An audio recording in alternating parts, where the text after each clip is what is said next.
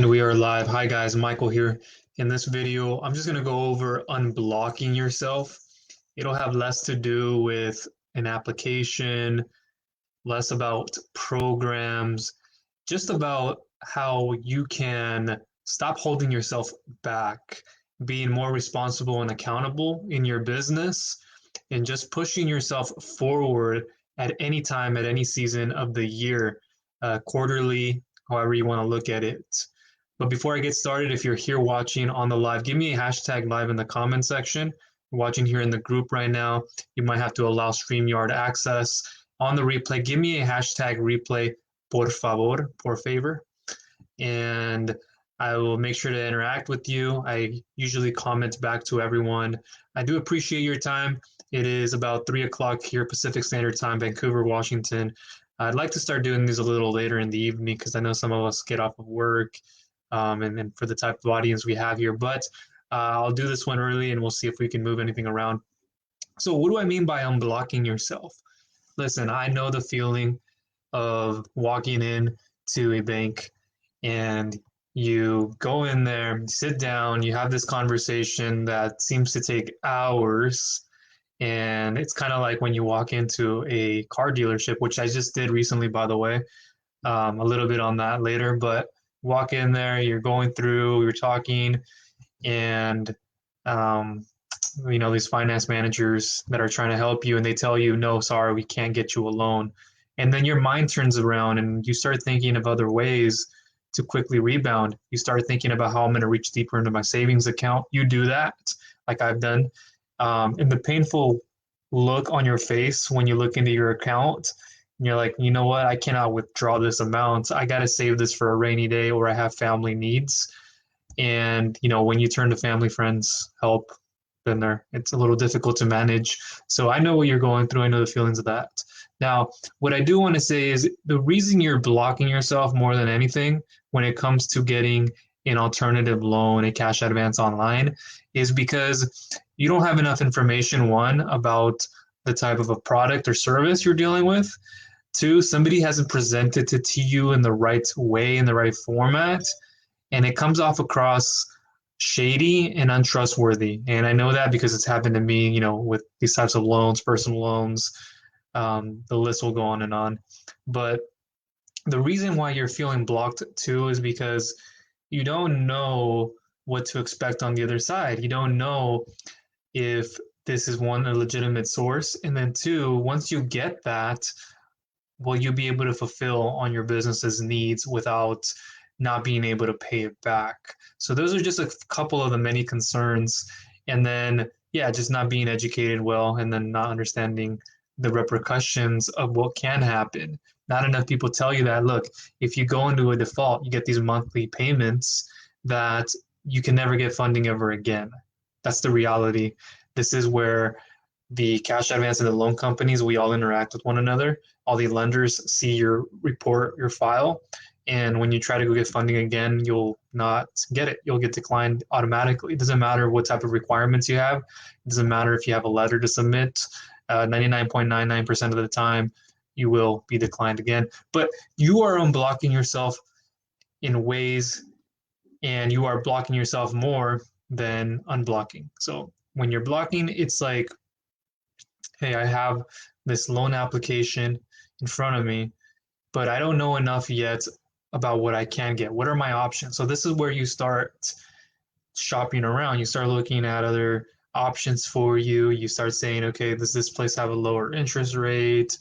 Will they accept me for the type of revenue I have? And then you continue to go down that cycle, right? But the truth is, every single program just about operates the same way. If I told you, hey, you can get this amount of funding and you aren't happy for that amount, you'll start to block yourself in a way and start thinking, no, let me go see what else is out here. I like what I'm going to do here. I'm going to actually accept it, but I actually want to go see what else is out there. And that's a very common practice. I have so many people at the moment who are like, yeah, let's do this, but then they don't want to, they don't comment back, or they kind of ghost, or just say, yeah, I'm going to do it today, and don't end up doing something. These are all excuses. They are. Let's be honest, at the end of the day, they're an excuse. Now, why are they an excuse more than anything? Because you have more time to save by doing this online than you do by walking into a bank, going through that process. You can actually sit in front of a computer, get same day instant approval funding, or within a day of approval, funds deposited in your account right away, depending on the type of loan it is, of course. But you are blocking yourself with excuses. It's one thing to block yourself in your business because you're not generating the type of revenue you would like to. You're not increasing your bottom line, and you got to get more creative and find ways to do it. You got to be more resourceful. And I know these times, like with COVID, it isn't easy. I can't just say that and then be like not be able to back it up. But it's another thing for me to say. It's easier said than done, right? But at the same time, you do have to find ways of increasing your bottom line. If it isn't with funding, what can you do? How do you allocate your resources? How do you use your opportunity of cost? Right? This is where you got to start becoming more inventive, and you got to start thinking as the business owner, you're also an entrepreneur. So you got to start thinking about these types of things. So don't block yourself in your business. Don't limit yourself when you cannot get the type of funding you would want. Start finding ways to increase your bottom line. What can you do when you cannot get the funding right away? What are things you can hold back on? What do you think? What are things that you can sacrifice that can go back into the business? And so it's one thing to block yourself in your business with things financially, but it's another thing to block yourself in your business with what you're looking at and what you're not. So when I got started in all this, having my own business and everything, I didn't understand where to turn to, who to turn to, and where I should get funding from. There were so many resources, so many people saying, hey, we can fund you here, same day, instant approval. And then you look at the interest rates and you think twice about it. And then I tried to look in other places online on the internet, but I was limited in options. I didn't have the amount of time in business, the amount of revenue, the amount of credit they were looking for, and other things considered. So I had to do was go and find the right and immediate thing in front of me and build from that. So I got my offer here, and then I moved on to a different one.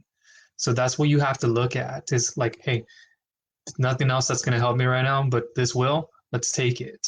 And then what you do is you grow upon that. And then you can find better deals for you that work. But so many of you guys are blocking this and you're thinking too much logically sometimes, which I'm like that. I think very logically. And I have to look at the numbers too. But you got to stop that. And it's got to be like, hey, to unblock myself, I'm going to need to take this offer. At the moment, I can't tell you how many people are like resisting, but the problem is if you're looking around, you wait too long and you don't get funding, what will that impact your business? Like, how will that look like to you as the business owner moving forward? Trying to serve your customers, you have employees, if any, you don't get funding for your business, then what does that do? Does that keep you where you are now in a place where you're like, I really need this funding, or you're just saying, I can do without it? Just imagine that. How do you want to wake up in the morning?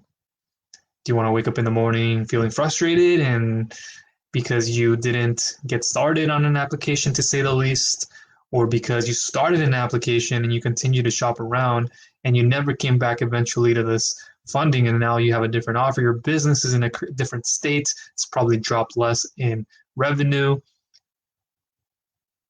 And then now you're fumbling, you're trying to figure out what is the best thing, and you have this guy in front of you telling you all the reasons you should get this funding, why you shouldn't get that funding, but you want to listen to your ego pushing you aside. So another thing that's pushing you away from everything is your ego. Not everybody has one.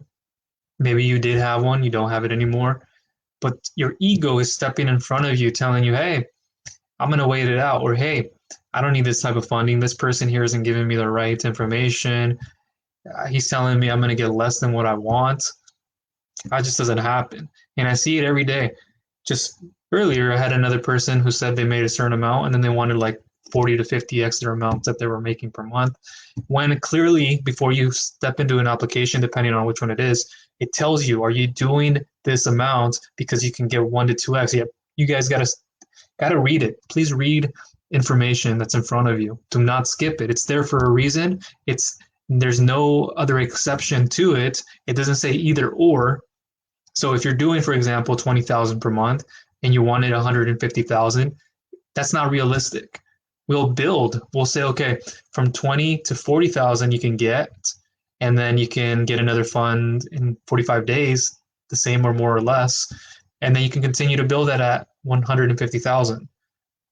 That's how you have to look at it, and don't block yourself when you see the amount you can get and then you think that's not what I wanted. There are ways around it.